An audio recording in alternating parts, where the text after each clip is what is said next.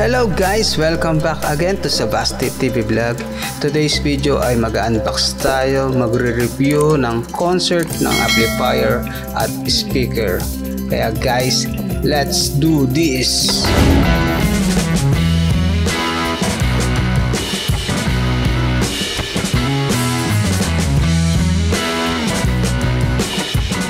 Hello guys, ito na yung ating pinapangarap na makabuo ng sound system. Ito yung napili nating brand na Concert yan guys. Ito yung ating amplifier na napili, yung model na KA711 Plus. Then 600 watts per channel niya guys, kaya 600 plus 600 watts yan. Then high power karaoke amplifier. Then tatlo na yung input ng mic niya. Yun ang mahalaga, yung USB, SD at Bluetooth. Yan guys, yung itsura niyan. Then check natin mamaya pagka unbox natin. Then ito naman yung napili kong concert na speaker.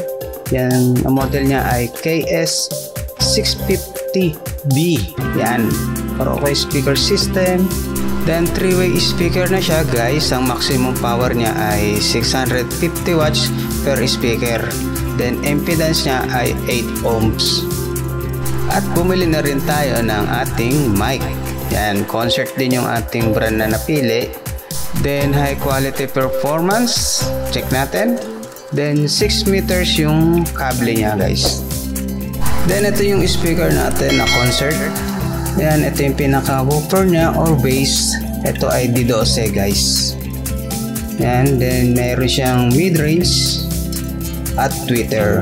Kaya ito yung napili natin na 3-way speaker para maganda yung output ng sounds natin. Ayan yung ating mga mid-range saka tweeter.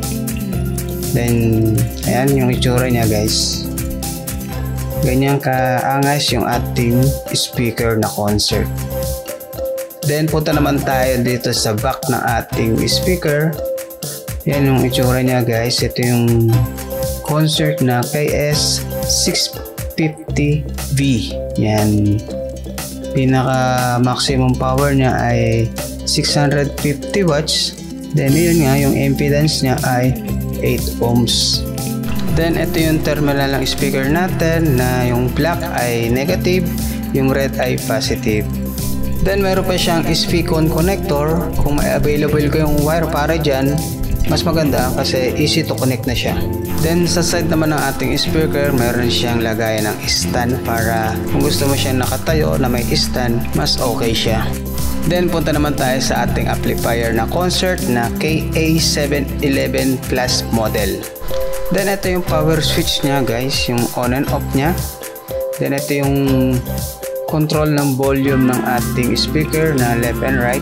Then yan, pwede mo siyang i-control yung volume niya.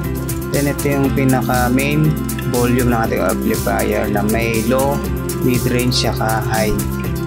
Then may slot siya ng USB, SD, yan.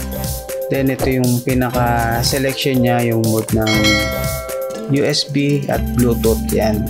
Ito yung importante, yung Bluetooth pag nag-video okay tayo. Then ito naman yung tatlong mic na input niya guys. Then mayroon siyang negative 20 decibel. Yan, kung gusto mong bawasan yung ating decibel ng ating mic.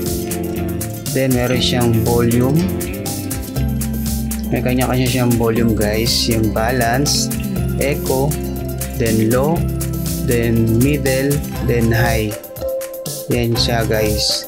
Then ito naman meron tayong digital, yan yung stereo mixing amplifier. Then isa-select mo lang siya kung stereo or mono. Yan, may volume din siya, may sarili siyang volume. Yan yung low, high. Ito yung repeat alam ko, delay. Yan yung delay sa echo. Yan, ito yung maganda dyan guys, meron siyang features na ganun. Then punta naman tayo sa likod ng ating amplifier guys. Ayan, kita nyo naman yung ating KA711 Plus. Then yung power in niya syempre ay AC 220 volts. Then kita mo, then ito yung antena ng ating Bluetooth. Yan, pagka cellphone gamit mo, pwede natin i-Bluetooth yan. Wireless na guys. Yan. Then, ito pa yung output ng subwoofer. Pag magdadagdag tayo ng ating subwoofer, meron yan. Then, yung AUX. Then, ito yung do not remove connector. Huwag na natin intindihin yan. Then, yung world record line. Yan, meron tayo yan.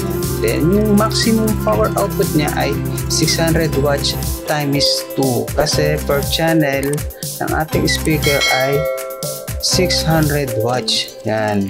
Tama-tama sa ating speaker na 650 watts.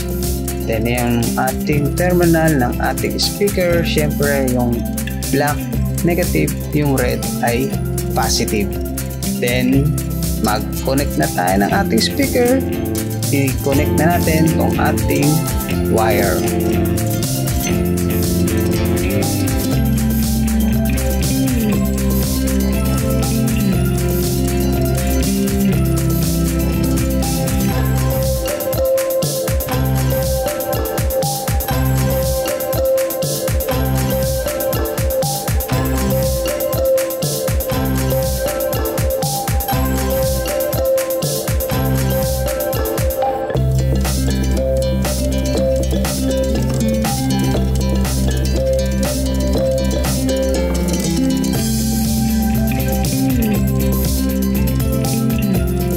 Then after natin mag-connect ng mga wire doon sa ating mga terminal ng ating speaker, siyempre double check natin yung mga wire kung hindi siya walang short na wire. Yan, kaya para hindi masira yung ating amplifier at speaker. Then reminder guys, bago tayo mag-on ng ating amplifier, check muna natin yung ating volume. Yan, dapat naka-off siya bago tayo mag-on ng ating amplifier. Siyempre, para hindi agad masira yung ating amplifier at speaker, siyempre. Then, i-connect na natin sa ating cellphone. Yan, Bluetooth KA711. Then, sound test na tayo guys.